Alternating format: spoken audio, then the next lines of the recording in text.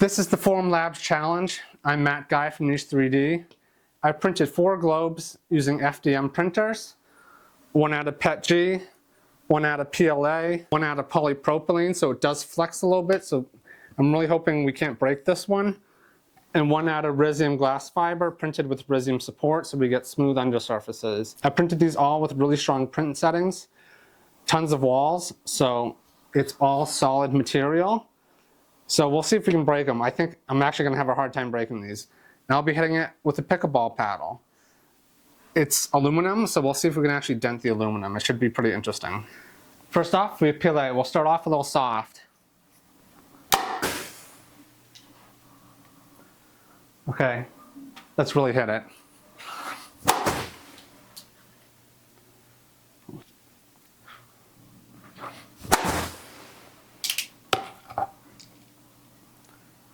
Nothing yet. Actually, we're breaking this. Well, I'd call that a bust.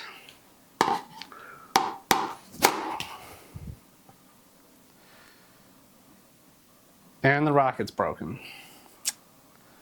So we've already warped and bent this paddle, and we couldn't break the PLA. So I'm just going to step it up, and we're just going to go straight to hammer and see if we can break it with a hammer. I've got this aluminum to brace it and hold it in place, and we will hit directly perpendicular to the layer lines. We'll start off soft.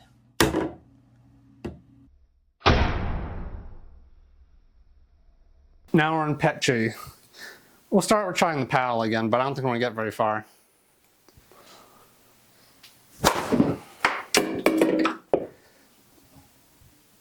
Nope, we sheared at the anchor point again. Now it's time to hit PETG with the hammer. Wow, that actually shattered more than I thought it would. Enough to bigger hole than the PLA. As with the last two, I'm not expecting this to break either. But with the increased layer strength, I believe we can hit this more times before the anchor point breaks.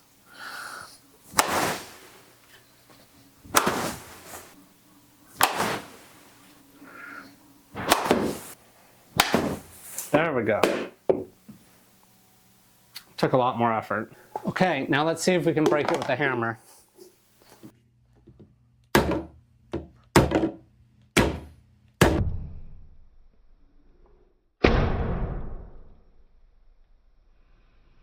This one actually broke and dented. So the main part I was hitting didn't quite break, it just flexed. And then around it, it broke. That took a lot more impact. Now we have the polypropylene. It'll be interesting to see how good the layer strength is on this material. I know I won't be able to break it because it will flex and give, but we'll be able to take me wheeling on it without breaking at the anchor point.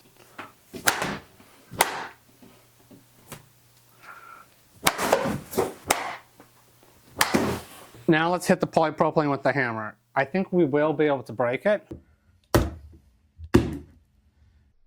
It indented greatly, but then the layer lines gave and exploded. Well, not the results I was expecting. I thought I would be able to break one of them with a pickleball paddle, but they were too strong. But it was just interesting to see how the anchors held up. Rizium did a great job, and the polypropylene broke a little sooner than I thought on the anchor point. Then with the hammer test, you know, PLA shattered like you'd expect, and it didn't really spread the forces out that much. It just kind of left the hole the same size as the hammer. The PETG, you can actually see the layers. It's actually kind of interesting.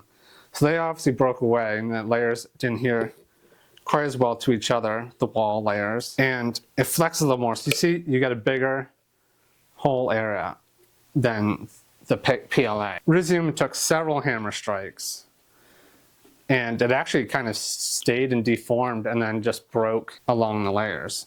So pretty impressive. In the polypropylene, it kind of divoted itself and then finally broke along the layer lines.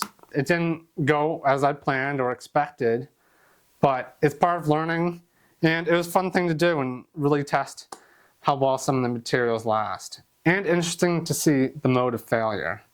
especially how you don't get a lot of adherence wall to wall. And that's where, with shock, you can release those layers and get them to break if you're not doing enough flow rate or really making sure you're filling the part. With these, I actually did print these really, really well with extra thick lines to try to increase layer adhesion. And that's probably why I really couldn't break them with the pickleball paddles. But nonetheless, it was a fun test.